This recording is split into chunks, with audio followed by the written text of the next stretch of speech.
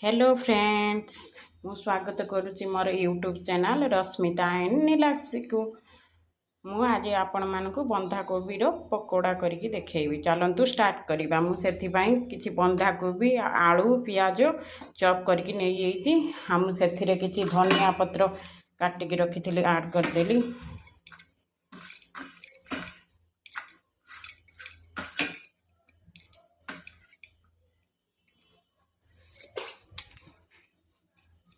तापरे किसी धनिया पाउडर,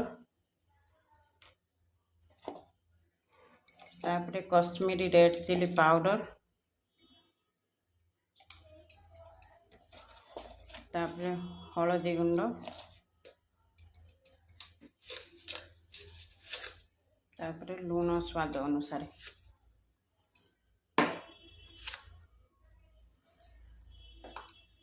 तापरे मु किसी बेसन ऐड कर दूँ। देखो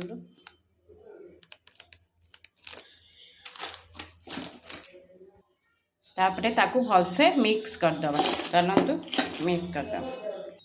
देखंतु मु भलसे गोले देइछि। आमे सेथिरे किछि कॉर्नफ्लोर ऐड करिबा करके भलसे मिक्स करदबा।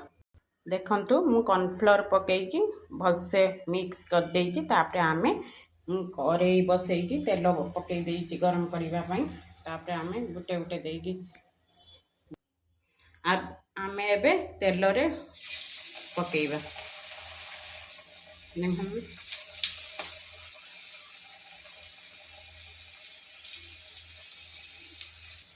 देखंतु मु कड़ाई रे सब पकई देइछि।